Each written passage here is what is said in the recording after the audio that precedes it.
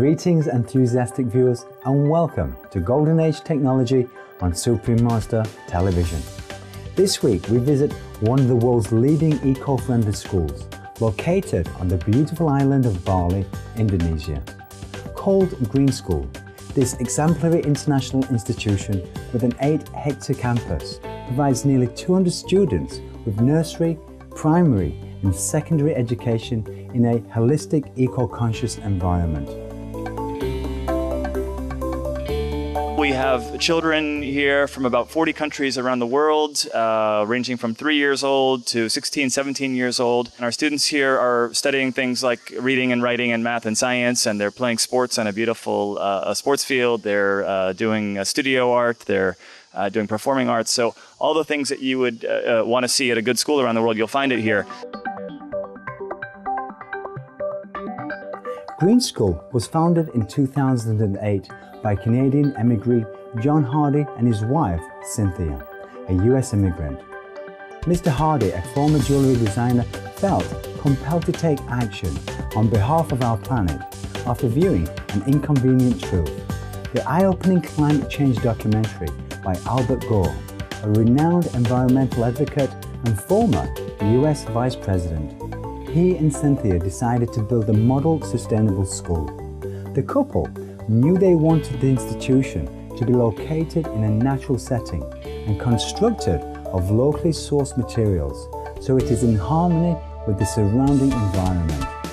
The founder's goal is that this learning centre creates the leaders of tomorrow who fundamentally understand the vital importance of environmental preservation.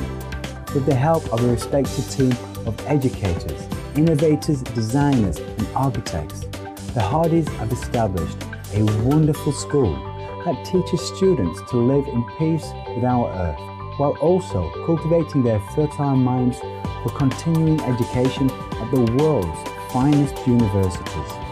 Supreme Master Television had the pleasure of visiting Green School, where we spoke with Mr. Hardy, as well as teachers, staff and students.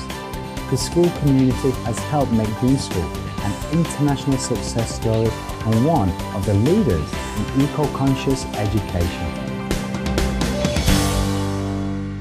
I have two girls that needed a school. Certainly, I knew that the world needed a school, but I went looking at schools for my girls and I realized that they weren't really looking at the future. And I thought we really needed to look at the school. But we didn't just look at the school, we looked at everything. How do you make a school green? It's really important to keep the idea local, to consider the environment, and not just to bring in the bulldozers and make something like we've always made. So I really wanted to make a difference. And I believe beauty is a really important part of life. And if you're in an ugly place, a workplace, a school place, a home place, it's pretty hard to visualize a happy future. With over 5,500 square meters of built space, Green School has been constructed using locally grown bamboo and has the world's largest freestanding bamboo building. Not only is bamboo an ecologically sound material, it has ensured the school's structures nestle harmoniously with the pristine beauty of the surrounding jungle and rice fields. Grass, called alang-alang, is used as roofing material. Mud is used for the floors and the walls are made of bamboo, clay, cotton and mud.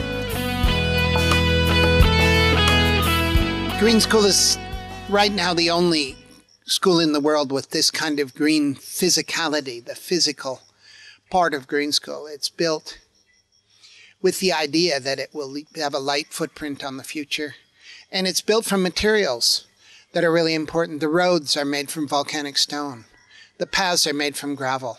We used a minimum of cement in the construction, except underground. And the school, of course, is built from bamboo. And right now, right here, we're growing a new school. If you plant this, and this looks pretty small and insignificant, in 5 years you'll have this. And it really is a future we can depend on. We can't really promise the children rainforest timber. Rainforest is almost gone. But we can promise them all kinds of bamboo. And after 5 years, you have bamboo this big. So we made the school from bamboo as a promise, as a symbol, that we can all have all the bamboo we need. Other green features of the school include skylights.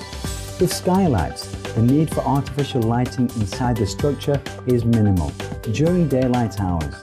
Power is provided in part by solar panels. An on-site biomass gasification unit is currently being constructed that will use rice hulls and other organic matter to generate electricity for the facility. One of the technological highlights at Green School is the Vortex turbine generator.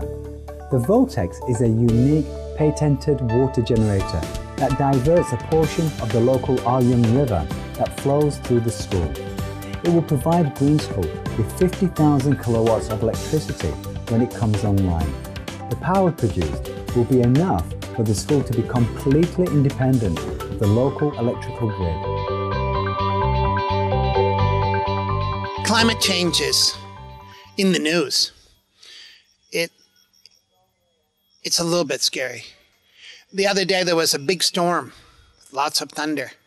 And because Green School is not built as an air-conditioned box, it's not built to exclude the climate, the whole school congregated in the heart of school and sang songs and missed several classes. But the idea is the kids will understand that the climate is an essential part of their world. The other thing that's really important is their understanding of what the world gives them. The world gives them vegetables, and the vegetable gardens roll right up to the edge of the classroom. And they will understand it's the organic vegetable gardens that give them lunch. And they'll start to make that connection, because if children are green, the whole world eventually will be green. My name's Chris Sparks. I teach here at Green School, and I teach something called Green Studies. And it's our program for teaching children about the environment and as they get older about how to look after the environment and care for the planet. So the example that's going on around us now is our grade 6 students. Their theme they're working on is a theme of water, which is a very important environmental issue. And they're also working on a project which is right here, which is a water garden. And they love it. They really enjoy the combination of sometimes just getting dirty, working hard, and seeing the garden that they've worked on start to take shape, and seeing the plants and the animals thrive in the environment they've made. And they also then are more willing to work on the theory stuff that we do in the classroom, talking about water conservation, availability of water, pollution, and these kind of issues that as they get older, they really have to start taking seriously. Although the classrooms in Green School are open air, a novel method is used to create private space, known as cooling bubbles.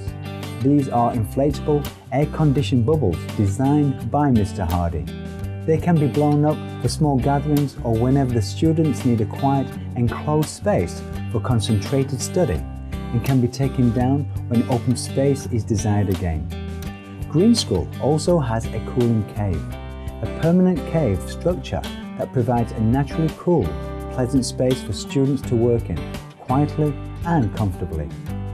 The cave is large enough to hold 20 students, the size of an average classroom. Ben McRory is the admissions director at Green School. Mr. McRory now offers his perspective on Green School's eco-philosophy. The big difference is that we are Green School, and as our name suggests, we are trying to do things in an environmentally sustainable way as much as possible. So we build the school using bamboo, we plant organic gardens everywhere, we're trying to create our own sources of renewable energy. And the idea is that our students here are getting an academic education that we hope will enable them to leave here and go off into the world and be successful and be competitive and have doors open to them. At the same time, they are immersed every day in a world of sustainable practices. So from the way we're building our structures to the way we are using compost toilets, we're recycling, we're reducing, reusing everything. And so our hope is that while we're educating students who can go out and have doors open to them in the wider world, that we're also educating students to be more responsible, more aware, global citizens, students who have a sense of different possibilities for how we use resources, how we continue to develop as a fragile planet. So it's the basic idea is taking academic learning, interweaving it with experiential and environmental learning.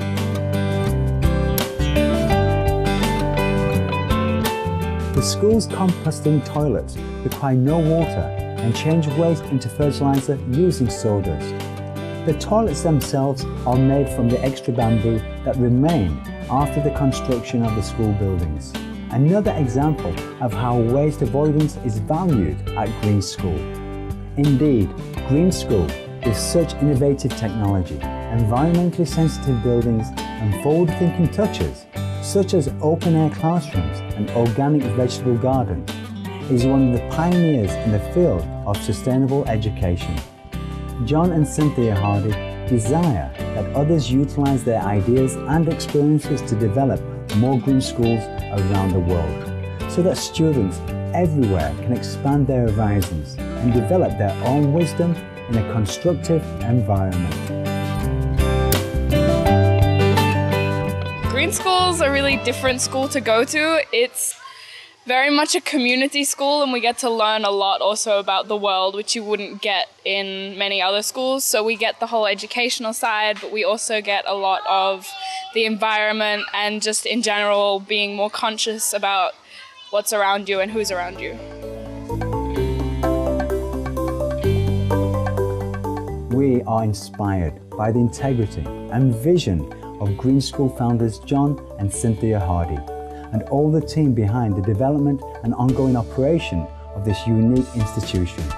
May the Green School community continue to nurture many more young students in the years ahead. For more details on Green School, please visit www.greenschool.org. Benevolent viewers, thank you for your company today on Golden Age Technology. Coming up next is vegetarianism, the noble way of living, after noteworthy news. May we always strive to create constructive changes around us, so peace and harmony are enjoyed by all beings in our shared planetary home. For more details, please visit www.suprememastertv.com/GAT.